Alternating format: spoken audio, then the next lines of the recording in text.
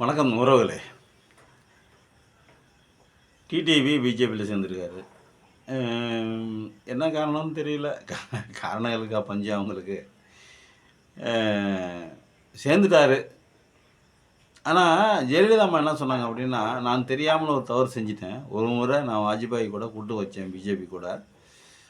அது என் வாழ்க்கையில் நான் செய்த மிகப்பெரிய தவறு. இனிமேல் அதிமுக இருக்கும் வரைக்கும் நாங்கள் பிஜேபியோட கூட்டு வைக்க மாட்டோம் அப்படின்னு சொல்லிட்டு அந்த அம்மா சொன்னாங்க. சத்தியமான ஒரு வார்த்தை. அந்த மாதிரி இருந்த வரைக்கும் வைக்க முடியாதுன்ட்டாங்க. கடைசியாக அப்புறம் மோடியா லேடியா அப்படின்லாம் கேட்டாங்க. இந்த மாதிரி நிறைய டக்கப்பரோட தான் நடந்தது.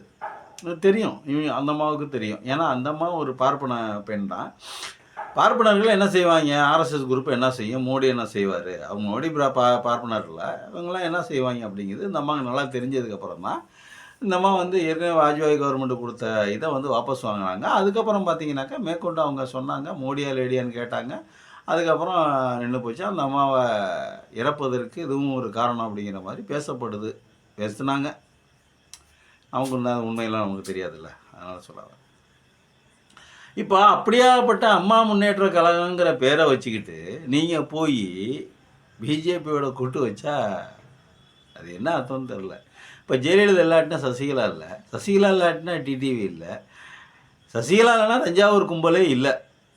அப்போது ஜெயலலிதாவை முன்னிறுத்தி அந்த அம்மா பேரை பயன்படுத்தி சசிகலாவிலேருந்து நீங்கள்லேருந்து ஒரு சாதாரண ஒரு வீடியோ கேசட்டு விற்ற ஒரு குடும்பம் அவருக்கு அவங்களுக்கு பிஆர்ஓ போஸ்டிங்கை திமுககாரங்களாம் வாங்கி கொடுத்துருக்காங்க, கலைஞர் தான் வாங்கி கொடுத்துருக்காருன்னு சொல்கிறாங்க. அப்போது பிஆர்ஓ போஸ்டிங்கில் இருந்து சாதாரண ஒரு வீடியோ கேசட் விற்ற ஒரு ஃபேமிலி இன்றைக்கி 5000 கோடி 10,000 கோடி 20,000 கோடி அப்படின்னு லண்டன் ஹோட்டல் வரைக்கும் இன்றைக்கி வழக்கு பதிகிறாங்க. அப்படின்னா அதுக்கு காரணம் யார் அப்படின்னு பார்த்தா நம்ம ஜெயலலிதாவை தான் சொல்லணும்.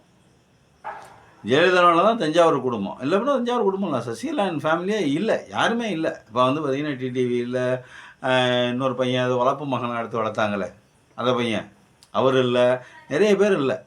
அப்போது இவர்களுடைய வளர்ச்சிக்கு, இவர்கள்ட்ட இருக்கிற பணத்துக்கு, இவர்கள் அரசியலில் இவ்வளோ தூரம், தமிழ்நாட்டு அரசியல் இவ்வளோ தூரம் கோல வச்சுறதுக்கு அனைவருக்கும் அனைத்து விஷயத்துக்கும் காரணம் ஜெயலலிதா அம்மா தான்.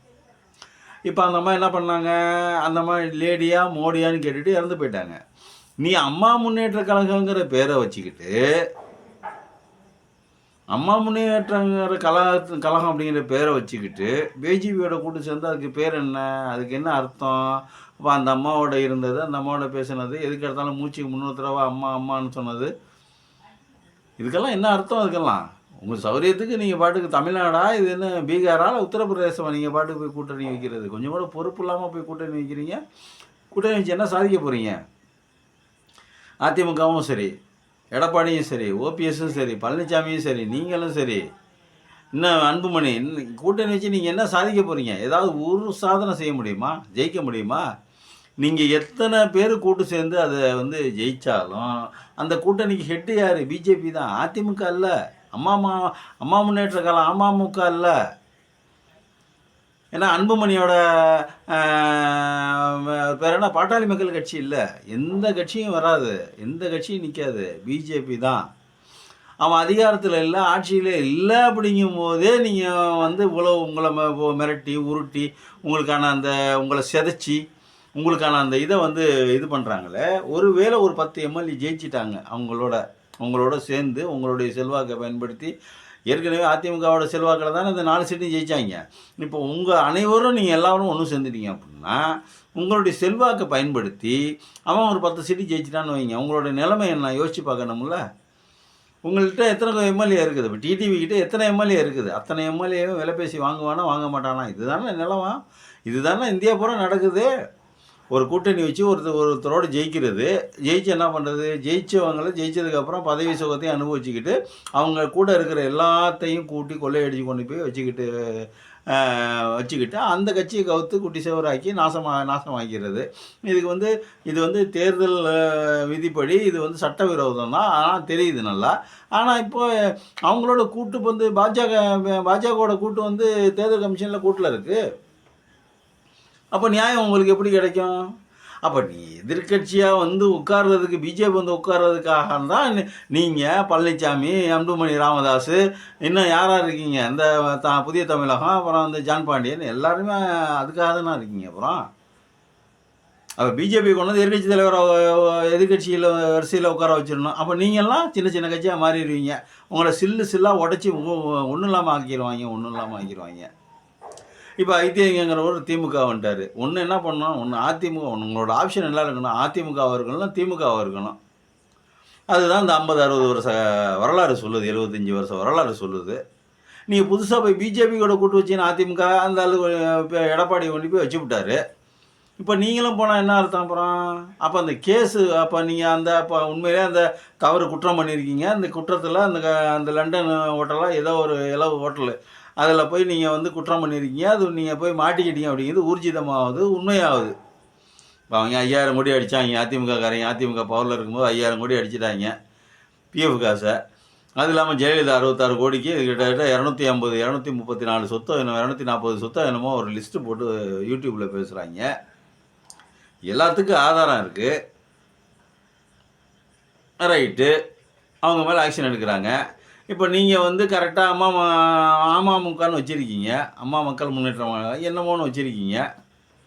இப்போ நீங்களும் போய் கூட்டு சேர்ந்தால் என்ன அர்த்தம்? அப்போ நீங்கள் குற்றம் செஞ்சது உண்மை, ஊர்ஜிதம். இந்த லண்டன் வழக்கை ஏதோ ஒரு வழக்கு, அது விடுங்க, அது உங்கள் சாய்ஸு, அவங்களோட சாய்ஸு, ஏதோ ஒன்று பண்ணிக்கிங்க. அப்போ நீங்கள் வந்து பண்ணினது வந்து குற்றம்தான், தவறு தான், கொள்ளை அடிச்சிருக்கீங்க, திருடி இருக்கீங்க அப்படின்னு தானே அர்த்தமாகுது. அப்போது நீங்கள் வந்து அதில் அந்த உங்களுடைய குற்றங்கள்லேருந்து தப்பிக்கிறதுக்காக கொண்டு போய் அங்கே போய் கூட்டணி வச்சுட்டீங்க. கூட்டணி வச்சதனுடைய பின்விளைவு என்ன வரும் அப்படிங்கிறது தான் நம்ம கேள்வியாக இருக்குது. நீங்கள் யார் கூட வேணால் கூட்டணி வைங்க, உங்களுக்கு தமிழ்நாட்டுக்கு என்ன சம்மந்தம் இருக்குது? ஓட்டு போட்டால் ஜெயிக்க போகிறீங்க, வைக்க போகிறாங்க, அது வேறு விஷயம். இப்போ உங்களுக்கு ஓட்டு வாங்கிங்க, நீங்கள் இந்த சுயேட்சையாக நின்று இதில் ஒரு இடத்துல நின்று ஜெயிச்சிங்களா, அதே மாதிரி நீங்கள் ஓட்டு வாங்கி இனிமேல் வாங்கிடுவீங்களா? அந்த நம்பிக்கை உங்களுக்கு இருக்குதா? இருக்குதா உங்களுக்கு? இல்லை. சரி, ரைட்டு. இப்போ நீங்கள் எப்போ எவ்வளோ 5% வாங்கினீங்களா, 6% வாங்கினீங்களா? இப்போ நீங்கள் இறங்கி பாருங்கள், 1/2% கூட வாங்குறது சந்தேகம் தான். சரி, நீங்கள் இறங்க, அது வேறு விஷயம். நீங்கள் எல்லாருமா சேர்ந்து பிஜேபியை கொண்டாந்து நடுவில் திண்ணையில் உட்கார வைக்கிறதுக்கு தானே பார்க்குறீங்க. அதுதானே இப்போ சட்டசபையில் உட்கார வைக்க பார்க்குறீங்க. அதானே இப்போ பயமாக இருக்குது. இப்போ அவன் 30 சீட்டு கேட்குறான், 40 சீட்டு கேட்குறான். 10 சீட்டு சொல்லியா, 10 சீட்டு ஜெயிச்சு வந்து உள்ளே உட்காந்துக்கிறான். ஒரு சட்டம் பாஸ் பண்ண முடியுமா உள்ளார? நல்ல சட்டம் திமுக கவர்மெண்ட் தான் வந்து உட்காரும், ஸ்டாலின் தான் வந்து உட்காராரு சிஎம்மா. ஒரு நல்ல சட்டத்தை தமிழ்நாட்டுக்காக ஒரு நல்ல சட்டத்தை பாதுகாக்க முடியுமா? இப்போ நீங்கள் திருப்பரங்குன்றத்தை பற்றி நீங்கள் பேசவே இல்லை, எடப்பாடி பழனிசாமியும் பேசலை. எதை பற்றியுமே எடப்பாடி பழனிசாமி பேச மாட்டேங்கிறாரு. அவருக்கு என்ன சாதகமோ அதை மட்டும் தான் பேசுவார். திருப்பரங்குன்றத்தை பற்றியே பேசவே இல்லை. ஆளுநர் வெளிநடப்பு பண்ணார், அதை பற்றியும் எடப்பாடி பேசலை. ஆளுநர் வெளிநடப்பு பண்ணது தப்புன்னு சொல்லிட்டு சொல்லணும்ல. இவங்க எடப்பாடி என்ன சொல்கிறாரு, திமுக கவர்மெண்ட்டு பேச என்ன எழுதி கொடுக்குதோ அதை தான் பேசணுமா, அதான் சட்டமா அப்படிங்கிறாரு. அப்போ என்ன சொல்ல வர்றாரு? பிஜேபி என்ன பண்ணுதோ, ஆளுநர் என்ன பண்ணுறாரோ அதான் கரெக்டு, திமுக பண்ணுறது பூரா தப்பு அப்படிங்கிறதானே சொல்ல வர்றாரு. இப்போ ஒன்றுமே இல்லாததுக்கே நீங்கள் வந்து சட்டசபையில் நீங்கள் வந்து எதிர்கட்சி தலைவராக இருக்கும்போது இவ்வளோ பேச்சு பேசுகிறீங்களே, நாளைக்கு பிஜேபி கொண்டாந்து விட்டோன்னே நீங்கள் உங்களை டம்மி ஆக்கிடுவாங்க. நீங்கள் என்னென்ன பேசுவீங்க? அது இந்த இப்போ இருக்கிற எதிர்கட்சி தலைவர் பதவியும் போயிடும். எதிர்கட்சி தலைவர் பதவி அவங்க வச்சுக்குவாங்க, அவங்க கூப்பிட்டு கேட்பாங்க, நேராக கேட்பாங்க, எதிர்கட்சி தலைவர் பதவி எங்களுக்கு கொடுத்துருங்க, நீங்கள் எதுக்குங்க கொடுக்குறீங்களா இல்லையா, மேற்கொண்டு ஆக்ஷன் எடுக்கணுமான்னு கேட்பாங்க. என்ன பண்ணுவீங்க எடப்பாடி பழனிசாமி அவர்களே? எல்லாருமே போய் இப்படி பிஜேபி காலில் விழுந்துக்கிட்டு போனாக்கா தமிழ்நாட்டினுடைய நிலைமை என்ன வருது? நீங்கள் வரப்போகிறதில்ல, ஆளுங்கட்சியாக போகிறதில்ல, அது வேறு விஷயம். ஆனாலும் தமிழ்நாட்டுக்கு ஸ்டாலினுக்கு ஒரு எதிர்கட்சி தலைவர், இது ஸ்டாலின் எதிர்த்து சண்டை போடுறதுக்கு, வாதாடுறதுக்கு, வம்பளிக்கிறதுக்கு ஒரு எதிர்கட்சி தலைவர், வலுவான எதிர்கட்சி தலைவராக இருக்கணும்ல. அந்த எதிர்கட்சியானது திராவிட சித்தாந்தத்தை பின்பற்ற கட்சியாக தானே இருக்கணும். இப்போ அண்ணா திராவிட முன்னேற்ற கழகம் கொண்டு போய் வச்சுக்கிட்டு அந்த கட்சியை ஒன்றும் இல்லாமல் பண்ணிவிட்டு நீங்கள் இவரை கொண்டாந்து வைக்கிறதுக்கு தானே நீங்கள் விரும்புகிறீங்க. நீங்கள்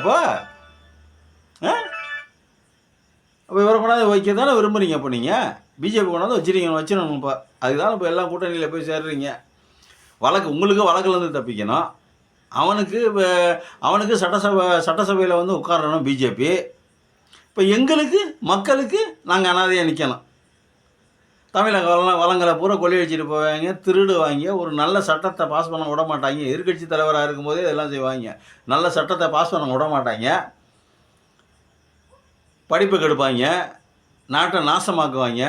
அடுத்த 5 வருடம் 10 வருடங்களில் பார்த்துக்குங்க, பீகார் மாதிரி உத்தரப்பிரதேசம் மாதிரி தமிழ்நாடு ஆயிரும். அதுக்காக வழியை தான் எடப்பாடி, நீங்கள், அன்புமணி, ராமதாஸ், இவர் நம்ம யார், ஜான் பாண்டியன், அப்புறம் யார், கிருஷ்ணசாமி, அனைவரும் சேர்ந்து செய்கிறீங்க.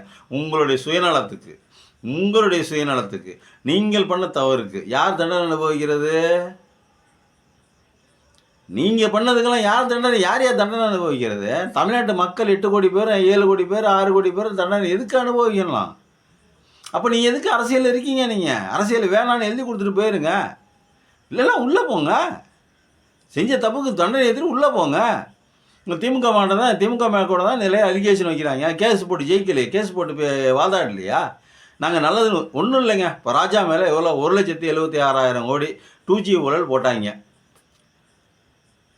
அதை சொல்லி தான் அவங்க 2014 ஜெயிச்சு வந்தாங்க. அதிமுக பிஜேபிக்காரங்க ஜெயிச்சு வந்தாங்க. என்னாச்சு? திமுக மேலே ஒரு சார்ஜ் ஷீட்டு, ஒரு ஒரு ஒரு குற்றச்சாட்டு, எல்லாத்தையும் சுப்ரீம் கோர்ட்டில் உடச்சி எல்லாத்தையும் தவிடுபொடி ஆக்கிட்டு, இவர் வக்கீலுக்கு படிச்சிருக்காரு ஆராசா, எல்லாத்தையும் உடச்சி தவிடுபொடி ஆக்கி, அப்படி ஒரு ஊழலே நடக்கவே இல்லை அப்படின்னு சொல்லிவிட்டு நிரபராதியாக வெளியே வந்தார். அது மாதிரி நீங்கள் நிரபராதினா கேஸு போட்டு ஜெயிங்க, வாதாடுங்க, வெல்லுங்க. அதை விட்டுட்டு நாங்கள் பிஜேபி காலில் போய் விழுவுறோம், பிஜேபியோட கூட்டணி வைக்கிறோம் அப்படின்னு தமிழ்நாட்டில் இருக்கிற ஸ்டாலினுக்கு எதிர்த்த மாதிரி நிற்கிற அத்தனை கட்சிகளும் போய் பிஜேபி காலில் விழுந்தா நாளைக்கு எப்படியா தமிழ்நாட்டை காப்பாற்ற முடியும்? ஸ்டாலின் ஒத்தாளுக்கு காப்பாற்றிட்டு வரா? ஒரு விஷயம் நடக்குது, கவர்னர் இது மாதிரி பேச போகிறாரு. இப்போ கவர்னர் இது மாதிரி பேசாமல் போயிட்டாரு. கவர்னர் பேசாமல் போயிட்டாருன்னா எதிர்கட்சி தலைவர் கேட்கணும், பக்கத்தில் இன்னும் இருக்கிற எம்எல்ஏக்கள் எதிர்கட்சி எம்எல்ஏக்கள் யாராக இருக்காங்களோ எல்லாருமே கேட்கணும்ல. வேலுமுருகன் கேட்குறாருல்ல, நம்ம ஆளூர் சானவாஸ் அவர் கேட்குறாருல்ல, அவர் வந்து வேற ஒரு கட்சியோட நபர் தானே. திமுககாரங்க கேட்கறத கொடுங்க, திமுககாரங்க எப்பயுமே கேட்பாங்க, ஸ்டாலின் எப்பயுமே கேட்பார், அது வேறு விஷயம். எல்லா கட்சியிலேருந்து எதிர்ப்பு குரல் சொல்லணும்ல. ஏயா உனக்கு அறிவு இருக்காயா? உனக்கு நீ தான் வருஷத்தில் நாள் நீ தானே வந்து சட்டசபையில் பேசணும். நீ பாட்டுக்கு நீ பாட்டுக்கு மூடிட்டு உன் வேலையை பார்த்துட்டு போனால் நாங்கள் எதுக்கே அவனுக்கு சம்பளம் கொடுக்கணும், வெட்டியாக அதுக்கே செலவு பண்ணணும் அப்படின்னு கேட்கணும்ல. எல்லாருமே சேர்ந்து கேட்டால் தானே அப்போ மேலே வந்து யோசிப்பாங்க, ஆஹா இல்லைடா எல்லாம் ஒட்டுக்க இருக்காங்க தமிழ்நாட்டில், ரைட்டா நம்ம ஏதாவது செய்வோண்டா அப்படின்னு செய்வாங்க. அதை விட்டு எல்லாருமே போய் பிஜேபி காலில் விழுந்துட்டா உங்கள் சுயநலத்துக்காக, நீங்கள் பண்ண தப்புக்காக, நீங்கள் சொத்து சம்பாதிச்சு வைக்கிறதுக்காக தமிழ்நாட்டு மக்கள்லாம் பாவப்படணும், சூறையாடப்படணும், தமிழ்நாட்டினுடைய வளங்கள் கொள்ளையடிக்கப்படணும், தமிழ்நாட்டினுடைய மாண்பு சிதையணும், தமிழ்நாட்டினுடைய இறையாண்மை கெட்டு போயிடணும். அவன் பிஜேபிக்காரங்க பீகாருக்கு எடுத்த மாதிரியோ, நிதிஷ்குமாருக்கு எடுத்த மாதிரியோ, மகாராஷ்டிராவுக்கு எடுத்த மாதிரியோ எல்லாத்தையும் கெடுக்க போகிறான். அதான் நடக்க போகுது. அதுக்கான வேலைகள் நீங்கள் பார்த்துக்கிட்டு இருக்கீங்க. பிஜேபிக்காரனை எதிர்கட்சி வரிசையில் உட்கார வைக்கிறதுக்கான அனைத்து வேலைகளையும் நீங்கள் பார்க்குறீங்க. இது ஒரு தவறான முடிவு. இந்த முடிவுகள் நீங்கள் எல்லாருமே பரிசீலிக்கணும். ஒன்றும் இல்லை, செஞ்ச தப்புன்னு ஒத்துக்கிட்டு ஜெயிலுக்கு போங்க, ஒன்றும் தவறு இல்லை, யாரும் தவறு இல்லை. உங்களுடைய உயரம் தான் அதிகரிக்குமே தவிர, உங்களுடைய கெத்து தான் அதிகரிக்குமே தவிர, உங்களுடைய அந்த மாண்பு தான் ஆமாப்பா தப்பு பண்ணோம், எங்களை பொய்யா பிடிச்சி கூட உள்ளே போட்டாங்க அப்படின்னு கூட சொல்லிக்கங்க, ஒன்றும் தப்பு இல்லை. தப்பு பண்ணோன்னு எங்களை பொய்யா கூட பிடிச்சி உள்ளே போடுறாங்க அப்படின்னு கூட சொல்லிக்கங்க, ஒன்றும் தப்பு இல்லை. அதுக்காக தமிழ்நாட்டை அதை காவு கொடுத்துட்டு போகிறதுன்னு அர்த்தமா?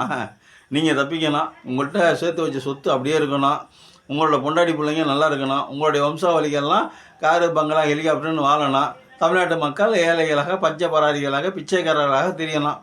உங்களோட சுயநலத்துக்கு தமிழ்நாட்டை கொண்டு போய் அடகு வைக்க பார்க்குறீங்க அவங்கள்ட்ட, பிஜேபிக்காரங்கள்ட்ட. அப்படி தானே? அதானே நடக்க போகுது. நன்றி, வணக்கம்.